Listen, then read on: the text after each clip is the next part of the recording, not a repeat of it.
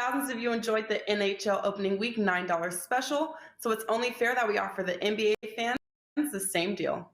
Every NBA daily package for the opening week through Monday, October 25th is just $9. That's right, you will not be paying $25 for a package, nor will you be paying $35 for 5% best bets for the opening week of the NBA, as all daily basketball packages are only $9. Make sure to tune in every Monday through Friday for the NBA tip-off show on WagerTalk TV, and then save and start the NBA season with a slam dunk deal.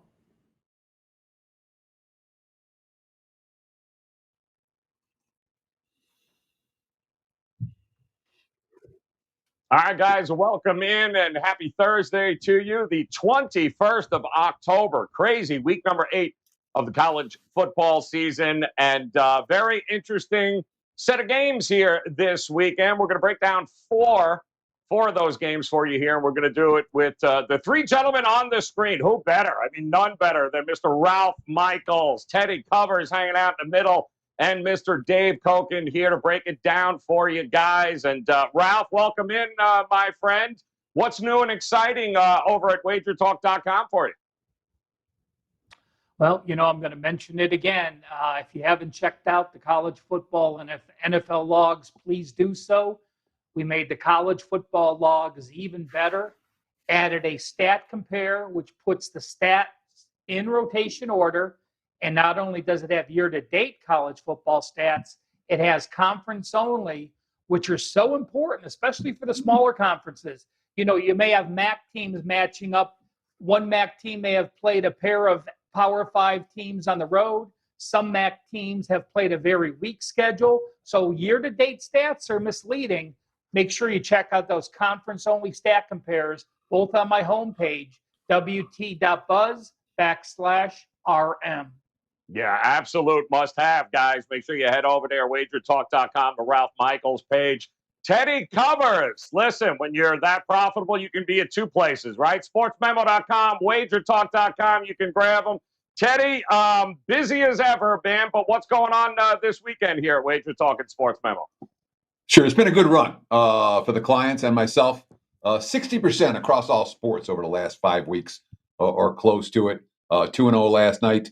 I'm putting the finishing touches on the football card right now. Everything will be posted, as always, by Friday morning. I'm going to be posting some later today and some tomorrow morning. But college and NFL, the full weekend will be posted within the next 24 hours. So check out my page over at WagerTalk and or SportsMemo.com. All right, way to go. And Dave, first of all, on the show, yes, on Tuesday, in fact, I believe we talked about the game last night, App State and the Chanticleers there. And you warned a lot of folks about might be a little bit of a flat spot here. It certainly turned out to be that for the Chanticleers. And I know you got a bunch of other games that you like this weekend here already up at WagerTalk.com. Yeah, not a flat spot for Coastal Carolina, but just the fact they hadn't played anybody and we're getting all this incredible respect. Number 14 ranked in the country, which is absurd. They're a good team, but they're not that good. Their best opponent to date was Buffalo, which is not a very good team this year, and they barely beat Buffalo. So I wish I'd have gone with a strong opinion on App State yesterday. I wasn't enamored with them either, but App State did win the game, and Coastal Carolina will not be number 14 anymore. And again, they never were. Weekend, I'm involved in 8 college football games, which is the most I've had on any card this year. A lot of underdogs in there, so I also sprinkled some money line plays on those games. 2 NFL games where I sucked last weekend, but hopefully we'll rebound this week. I have a baseball play. That's been good. I have a Friday NHL selection. I didn't play anything today, but I have one for Friday that's up. And you can go get those if you like or not. That's up to you. The 4 games we're going to talk about here, a couple of games I have leans on, although none of these actually made my card. All right. Well, don't forget, guys, you can always follow Dave, Teddy, and Ralph on Twitter as well. Always some fun information coming from these three gentlemen. But like Dave said, we got 4 games. We're going to start. Let's head to the Big 12, game number 1 here. Who better? Oklahoma State taking on Iowa State here. Ralph opens up -6 for Iowa State. A lot of eyebrows got raised when this line came out. Total of 47. This is going to be a 3:30 start on Saturday Eastern time. Listen, Oklahoma State 6-0, 3-0 in the Big 12, Ralph. But, boy, 4 of the 6 wins, 8 points or less with this team. What do you think we're going to get here? Joe, do you have your orange thong on for the Cowboys now that they're AP top 8? So, let's answer the question first. Why do we have a team, Iowa State, a touchdown favorite against an AP top 10 team? That's the question people raise. And you brought it up, Joe, at why people looked at this line. But you look at the statistical profile for these teams, and it's well warranted. Schedule-wise, Iowa State's played a little tougher. Both have played very difficult schedules, number 17 and number 21. This Iowa State team is number 7 in the country, plus 180 yards per game. And they're also number 7 in the country at the yards per play diff. Oklahoma State, number 37 at plus 72 yards per game. You look at Iowa State's 2 losses against Iowa. What happened in that game? They had a 166-yard edge, but lose the game 27-7 because they were -3 turnovers. What happens at Baylor? They have a 197-yard edge at Baylor. They get outscored 31-29. You look at their wins, but they aren't impressive, however. Northern Iowa only win by 6. UNLV, they do crush UNLV, and then they beat Kansas and Kansas State. Both defenses, elite. We're talking about, maybe I shouldn't use elite because Georgia's elite, but both defenses clearly, top 20-wise, they're number 3 and 19 by the NCAA ranks, but I say they're even better than that. When I compare offenses and defenses, I don't use NCAA numbers. What I use is what they do against their opponents' averages. Iowa State is holding teams 123 yards under their season average. That's number 6 in the country. Oklahoma State is holding teams to 142 yards under their season average. That's number 5. I would lean Oklahoma State here. My power ratings have Iowa State as 5. You have an OSU team that's 8-1 straight up in the series the last 9. You have an OSU team that's 7-1 ATS their last 8 as a dog. And I actually do lean with the ranked team that's a dog in this situation, and a lean with the under as well. All right, good stuff there. All right, Teddy, there is, for those of you new here, nobody, and I mean nobody is a quote machine like Teddy covers here, guys. And I'm going to give one to you, Teddy. I almost grew my mullet here just for this spot. This will be a big challenge for us, Coach Gundy said. Statistically, arguably, whatever comment you want to make, this is the best defense we have played or could possibly play for the rest of the year. How good is this Iowa State defense, Teddy? It's good. It's elite. I mean, Ralph was shy about calling them elite.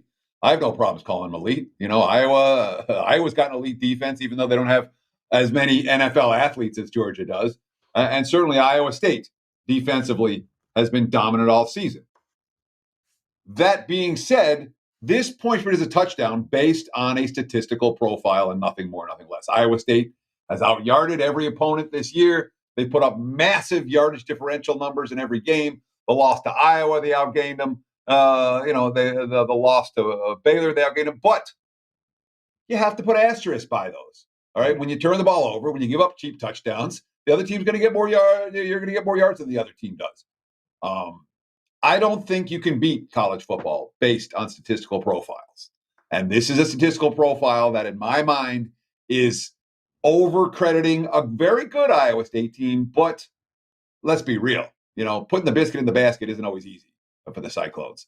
Offensively, against the Oklahoma State level of defense, and frankly, I think Oklahoma State's played the tougher schedule so far. They had Tulsa, who's real. They had Boise, who's real in non-conference play, whereas Iowa State only had the one step-up game. And, of course, Iowa State's already gotten to play Kansas this season. So I say the Cowboys have faced a tougher schedule. I think Iowa State's statistical profile is misleading and forcing this point spread into a range where it shouldn't be. This should be a field goal game, not a touchdown game. Cowboys or pass, under or pass for this bet. All right, good stuff there. Dave, is it a tough spot here for Oklahoma State? I mean, big come from behind win last week against UT. What do you think we're going to get from them this week? Well, of course, it's a tough spot. Iowa State's a really good football team. And again, we'll expand on the stat profiles a little bit. They're important to look at. But one thing you can take out of it is that Iowa State has found a way to lose games that they should have won. That's not a good trait. All right? I mean, yeah, it's fine that you're outstatting everybody, but you blew a couple of those games. And that could happen again here because Oklahoma State, despite the fact they've been involved in some tough battles, has found a way to win all those games. I'm mostly a matchup guy, and the one thing that does concern me here is that the 4-2-5 defense that Oak State's going to show, Iowa State does have explosiveness at the running back position, and that defense can occasionally be burned with big running plays. And Iowa State's got a guy who can do that, so that worries me. Purdy's also seen this defense, so that worries me a bit. But on my numbers, it's a pretty close game, and this is a constant for me. It's been a constant for me ever since I started doing college football back around 1542. And that is that teams who can stop the run make good underdogs. It really comes down to that. It's a simple philosophy. If you can stop the other team from running the ball and winning at the point of attack and making them throw, you got a good chance to hang in there. It's different when they're favored, but as a dog, I like to look at teams like that. And Oak State does have a quality rushing defense. I didn't play the game, but I leaned to the Cowboys plus the points, and I do think it's got a chance to live up to billing as one of the best games of the day. They win this one, Ralph. I will grow the mullet out for you, my friend. All right, guys, we're moving on. Hey, Joe, I want to ask Dave, because he talked about when he started handicapping football, college football. Dave, did you have Cornell as a national champion in 1915? Ooh. No, You didn't bet it. You didn't bet it. Too chalky. No, I don't like schools from New York, so I didn't. The bad prejudice that I had at the time. I started handicapping college football before there was college football. Yeah, see, that's how good he is here, guys. Oh, that's how old I am. The plays are up right now. All 8 of them at WagerTalk.com. Let's head to the SEC. Oh, boy. Tennessee taking on Alabama. Look at this number. 27.5 as an open. That's come down a little bit. 67.5 for a total as an open as well. And, you know, Teddy, it might have been around 1915, but people may not remember. This was actually a pretty good rivalry right up until, I think, 2007 when Nick Saban was hired. And then he hasn't lost in 14 tries since. So, but listen, if an offense can keep up with him, do you think it's this Tennessee offense can keep up with him? No. There's no – I'm not stepping in front of Alabama, all right, in a regular season game. I'm not going to do it. There's no reason behind it. And there's a couple of key points as to why for this game, it's just one more reason why not to step in front of the best program in college football. Let's start with this. Who's playing quarterback for Tennessee this week? All right, Hooker hasn't been got hurt last week. He's not healthy. And of all the quarterbacks I don't want against the Crimson Tide, Joe Milton's at or near the top of that list. If Milton plays, you know, this is going to be a problem for Tennessee. Not that it won't be a problem if Hooker plays, but quarterback injuries on Alabama week, not a good thing. The Tennessee defense has really stepped up the last 3 weeks. They played good football all 3 weeks. But last week against Ole Miss, they're on the field for 101 plays. All right, using those charts that Ralph has on his page free over at WagerTalk.com. And I'll tell you what, you know, Dave talked about rules that he has. I got rules too. And that's when a defense is on the field for 100-plus plays 1 week, you don't bet that team the next week, especially against an explosive team like Alabama. And let's not forget what Saban was doing last week, up 30 in the fourth quarter. Saban's chucking deep.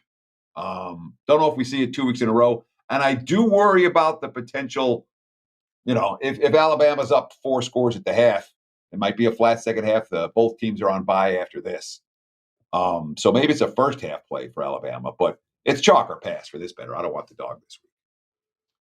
So, David, it's not a matter of can they win. I mean, they're going for their 58th out of the last 60 wins at home here, Alabama. So it's from a spreads perspective.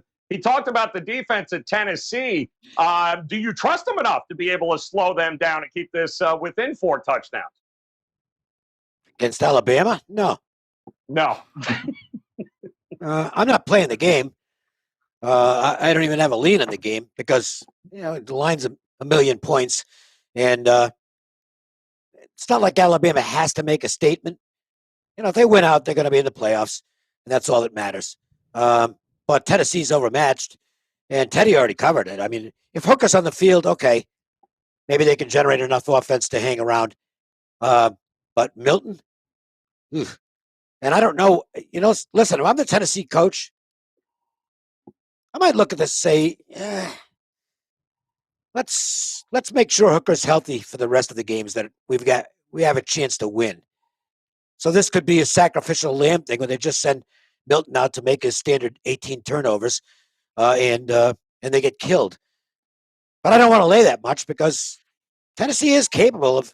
Look, they're an improved football team. I just don't want to lay this many points against a Tennessee team that is capable of hanging around and maybe losing by 20. So that's I'm not going to waste time in a game I have no opinion on. Next. All right, good stuff, Ralph. What the hell happened to Milton? I mean, he wasn't bad at Michigan, and he did beat out Hooker in camp. So if he does get the go here, do you have any faith that he'll be able to keep this close? Well, let's see. He's throwing 46.7% this year, so no. He's playing behind an offensive line that has allowed 24 sacks, which is 12.6 every time. That means every time he goes back to pass, they are sacked 12.6%. You are likely missing your best tackle in Mays, and your top running back, who has 480 yards, Evans, is banged up as well. So Teddy mentioned Hooker, but you may also be without your other 2 offensive stars. So no part of Tennessee at all. I'm going to just echo what Teddy and Dave said. There's only one way I'm playing this. It would be Alabama. And I would, both of them brought up that there's a buy on deck for Bama. You always are laying that premium, but it's not as bad when you're laying the number they are laying here with 25. So you're only laying 15 on the first half. There's a 14, there's a 14 and a half, there's a 15, there's a 15 and a half. So the lines are all over the place. And guys, I just want to mention the WagerTalk live odds screen has amazing first half line updates from all the casinos, so you could see exactly where it is. I'll give an opinion, Alabama, first half minus 15. I'll be watching the pre-games. If it is Milton, I'll bet that. If it is Hooker, I will not bet that. Oh, okay. Well, there you go. That says a lot right there. Sorry, Tennessee fans. Not on this show. All right, guys, moving on. Let's check it out. Line them up here, Robert. What do we got? Ooh, Wake Forest taking on the Army in this one Saturday, guys. Opens up Wake as a 3.5-point favorite. Total 52. And Dave, I'll come to you. Talk to me about the Army-Wake Forest matchup here. Well, this is a game that I do have a lean on, and I'll explain why it didn't make my card in the process. But it's what I consider to be a pretty strong lean, and that's to Army. They're a good team. They're just a legitimately good team. They're right there with Wisconsin last week. If they don't turn the ball over, they might have won the football game. And that's at Wisconsin. And Wisconsin is better than Wake Forest. I can tell you that. Wake Forest might be unbeaten, but Wisconsin, for all their problems, Badgers are still a better football team than Wake Forest. So that's another impressive performance by Army, which is a legitimate team. They had a hiccup in a game against Ball State. Can happen to anybody. That was a bad game for them, and that's why they're not perfect. But this is a legit team, and they're going to run that option. I'd like it better if Anderson was on the field, but not sure what his status is. I think he's the best of their option quarterbacks, but it doesn't seem to matter that much. They can just put the next guy in and that next guy up mentality worked for them. And they're facing a Wake Forest team that is somewhat vulnerable against the run. Wake Forest, I'm not putting them in the Coastal Carolina class as being, ridiculously phony as far as the rankings concerned. Coastal Carolina, not the 14th best team in the country, and they never were close to that. It's just like Iowa was never the number 2 team in the country. They're not close to that. Wake Forest is good. They've got a really good quarterback, outstanding coach, but they're still a little bit phony as far as their unbeaten record is concerned. They've had 3 games that could have gone the other way. Close wins where they did get outgained. They found a way to win those games, which is impressive, but I don't think this is a great football team. Now, here's the confusing part of this, is what do we get from Wake Forest here? They've had a bye coming into this game. Now, I think that should be an advantage in 2 ways. Number one, they're rested. Army certainly isn't rested as well as they played last week. That was a very physical battle against Wisconsin. It's always a physical battle when you play Wisconsin. So Wake Forest should be the fresher team. And defending the option, well, it's nice to have had some extra time to prep for that. It's a difficult offense to get prepared for, particularly if it's something you don't see, and it's a non-conference game to boot. So getting that extra week, I think, is a plus for Wake Forest. And that's the only thing that's keeping me off the game, is the scheduling dynamics here do absolutely favor the Demon Deacons. But on paper, I think Army's got every chance to win this game. And were it not for the scheduling dynamics, Army plus the points would certainly have been on my card. So it's interesting, Ralph, because Army actually has a 13-game home winning streak rolling into this one, coming off of those couple of road losses like David mentioned. And Wake Forest, the first 4 wins of the season, they never trailed. These last 2, they had to come from behind, Syracuse and Louisville. What do you make of them here? Can they handle the triple option on the road? Well, that's the question. Dave talked about the scheduling dynamics and how it gives an edge to Wake Forest. You can also say Wake Forest may have had some of their momentum stopped being an undefeated team. Now, obviously, you'd like a bye week before the option. It gives you the chance to work on it. But I am an advocate that it's a real benefit to have that week before if you've played against the option the last few years. Wake Forest has not done that. I went back 3 years. So none of these kids on defense have ever faced the option. It's a very unique setting to get that chop blocking against you as guys start worrying about their knees early. Army's excited. This is the first ranked team to come into Michie Stadium since Stanford, a while ago, and they sold out. They made a press release. They sold all 38,000 seats for this game, so they will have a crowd. And you watch Army games sometimes, and it's not, they don't get big teams to come to them. So this is a huge deal. Dave talked about how Wake Forest is in this situation, a non-conference game. I am going to quote something from Mark Lawrence and his Playbook newsletter, which clearly applies here. From Game 5 on, an undefeated team, Wake Forest, obviously 6-0, but anyone that's Game 5 on, that's off a bye and is an away favorite, has only gone 17-30 against the spread, 36%. So you're excited, you're ranked, you're off a bye, now you have to go on the road. We talked about how those other teams are excited to play you. I'm going to lean with a Academy home dog, and if someone can withstand the beating of being at Wisconsin and having that ball run down your throat, it's the cadets of Army who are as tough as anyone out there. All right, good stuff there. And Teddy, quick question. More total runs in the Dodger game tonight or Army passing yards in this game? What do you think? Probably Army passing yards. They'll complete a pass or 2. And that'll be more than the total runs in the Dodger game this evening. But, I mean, let me start with this. I'm not sold on Army as being anything, okay? as good. Oh, maybe they're, it's an okay Army team. What's the signature win this year? Western Kentucky? Miami O? They haven't faced a team like Wake Forest, with the exception of last week against Wisconsin. And again, against Wisconsin last week, the offense didn't move. And I'm not convinced the offense moves here against Wake. Wake just plays Virginia, Louisville, and Syracuse, all way better offensive teams than what they're about to face here. They're rested and ready. And again, when Army's faced the only opponent they faced this year that is a good passing game was Western Kentucky. And I remember that. Western Kentucky dink right down the field against that defense. I would expect Wake Forest to do that. And Ralph mentioned the Stanford game. Yeah, Stanford was a 30.5-point favorite at Army, and they won by 2 touchdowns. Wake Forest a 3-point favorite, and I think they'll win by 2 touchdowns. Give me the Demon Deacons. All right, leaning the Deacons there. We'll move on to our final game here, guys. Let's take a look, Robert. Ooh, Fort Worth, Texas, we're heading to. TCU taking on West Virginia. Opens up TCU as a -5 favorite here. Total 58. And Ralph, I'll come back to you because, boy, you talk about 2 teams trying to turn things around. They can both use a win here. Do you like the home favorite here, or are you leaning towards West Virginia? Well, West Virginia may be 2-4, but it feels like I'm 0-8 against betting on them or against them. So, when we get to this point of the season, I'm like, why the hell did they give me a West Virginia game? I guess I could give you an opinion and you just bet the other way and then we're all good.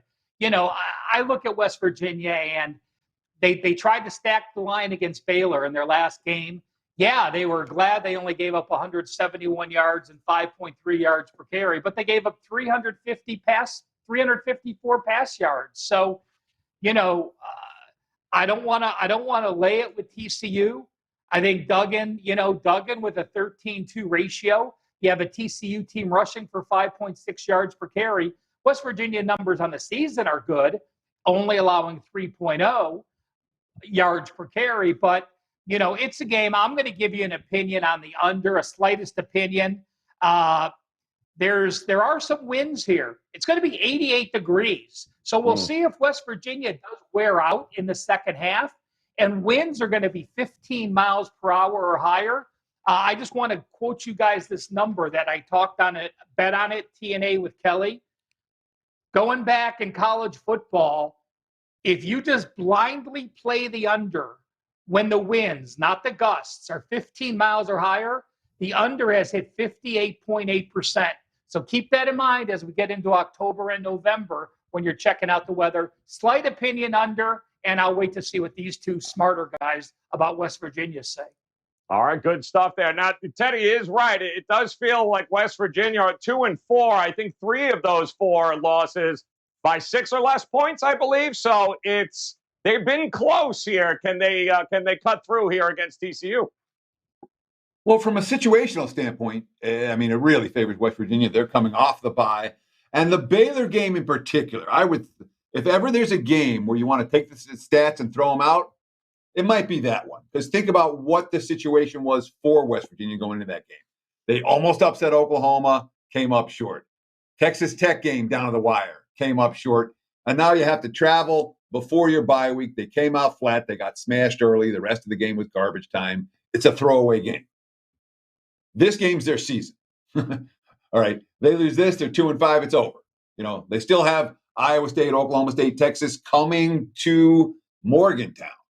All right. They still have at Kansas State, at Kansas, 2 weaker games. They could, in theory, win them all down the stretch if they play well. And certainly defensively, prior to the Baylor game, this defense had done everything you could have asked of them. Game in, game out. It's been there. TCU's defense has just been gashed. All year it's been gashed. They haven't given up less than 32 points in a game, 31 points in a game since week 1 of the season against Duquesne. Every FBS opponent they faced has moved the football up and down the field against this defense, including some mediocre attacks. That being said, they just faced SMU, Texas, Texas Tech, and Oklahoma in the last 4 weeks, all of whom have a better offense than what they're going to face here. I agree with Ralph looking at the under in this ballgame, and I know I'm not laying with the Horned Frog. So West Virginia and under is what I'm looking at in this one. Yeah, Dave, I feel like every week we talk about TCU here on the show with you. We get carried past. But listen, they didn't have Evans against Oklahoma, right? But they did a really good job of passing the ball. West Virginia can't run. So where does that leave us here at this game? Who do you trust? Well, we'll talk about West Virginia first. The Baylor game, I don't have a problem with the Baylor game because Baylor's turning out to be really good. I should have used them as a 5% play last week. I did make Baylor a 4% play, and they killed BYU in that game. They got stopped on downs once at the 1 yard line. I think they got stopped on downs twice deep in BYU territory. So that game was, the final score was misleading. Baylor annihilated BYU in that game. This team's really coming on. So Baylor might still be underrated. That might still be a team you can make some money with down the stretch. I don't think the market's caught up with how good they are. So that wasn't, West Virginia was supposed to get beat there. The Mountaineers have got a respectable defense, but the offense it just sucks, okay? The quarterback makes a lot of mistakes, particularly when he gets pressured. And I have no faith in him at all. But he might be able to do something here because TCU's defense also sucks. It's bad. I don't know what's happened to Gary Patterson's hallmark over the years. I mean, TCU for years was a team that grinded out offensively. You weren't going to do much against them defensively. But that's no longer the case. They're an up and down the field team. Offensively, they can do some stuff, but their defense isn't very good at all. But I don't know that West Virginia's got the offensive capabilities of taking advantage of that. I do think the West Virginia's defense is good enough to contain the TCU offense and then throw in the win conditions that Ralph talked about. Okay, I'll go with the under. Liking the under in that one seems absolutely like the right way to go. All right, guys, we got 4 games here that we broke down for you. Now, let's take a listen here to figure out which one of these 4 games these guys may like a little bit more than the other. And Dave, I'll come back to you, my friend. Which one of these games are you leaning towards? Toss up between Army and Oak State. I'll go with Army. Even with the week off, I worry about this being a bit of a flat spot for Wake Forest. It's a non-conference game, and they're big games right now. It's not like Wake Forest is playing for a playoff berth, okay? Even though they're unbeaten. Their big games are coming up. This could be a tricky spot for them. I'll go with Army plus the points as my favorite lean in this bunch. But again, none of these 4 games made my card. Army is a lean, though. Yep, but 8 games, guys, that did make his card are at WagerTalk.com. Make sure you head on over and check out Dave's page there. And Teddy, which one of these games might you be leaning towards a little bit more than the others? Oh, the Cowboys. Come on, Joe. Your alma mater. I do not trust Iowa State. Again, Iowa State doesn't have to win this game by a touchdown. They have to win this game by more than a touchdown in order to cover against an Okie State team that's done nothing but exceed expectations from day one this year. They face a tougher schedule, and defensively, they've been every bit as good as Iowa State all season long. So, yeah, I like a defensive-minded dog in this one. Give me Okie State plus the points. Yeah, and just a quick note is that from what I gather, Sanders is the healthiest he's been all year for Oak State. As is the receiving That's definitely a plus. Yep. Absolutely. And defense travels. That's for sure. All right, Teddy, make sure you guys catch him not only at WagerTalk.com, also SportsMemo.com. Locked and loaded. Man has been on fire here over the last month, guys. Make sure you check it out. And Ralph, all right, which way are you going? I just want to hear you say the words Oklahoma State Cowboys. Go ahead, Ralph. Where you going? Joe, you know there's no way in hell. I want to make sure you let me on the show next week. So I'm going with Pistol Pete and the mullet, and I'll go agree with Teddy and go with the Cowboys. I love it. Mullet it is, guys. Make sure you visit Ralph's page. Don't forget the College Football Guide at his page. All those stats updated, guys. Make sure you download it free at Ralph's page at WagerTalk.com. On behalf of Ralph, Teddy, and Dave, check it out. Oklahoma State there, and Army +3 as well for Dave. We will be back tomorrow, so make sure you hit that bell in the upper right-hand corner. 4 more games we'll break down for you as we head into the weekend. Until then, some college football tonight, a little Thursday night football. Best of luck with your plays, guys. We'll talk to you again tomorrow.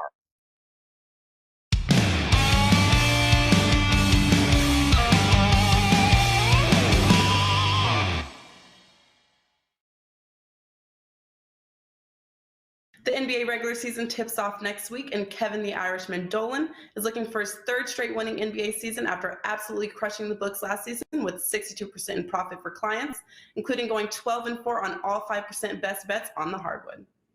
Lifetime the Irishman is number 2 in the NBA, producing close to 100% in profit and cashing an incredible 78% of all 5% best bets in the NBA. Get on board the Irish NBA money train this year and get Kevin's entire season-long NBA through finals package for only $4.99 when you use coupon code Celtic200 at checkout, taking $200 off current early bird pricing.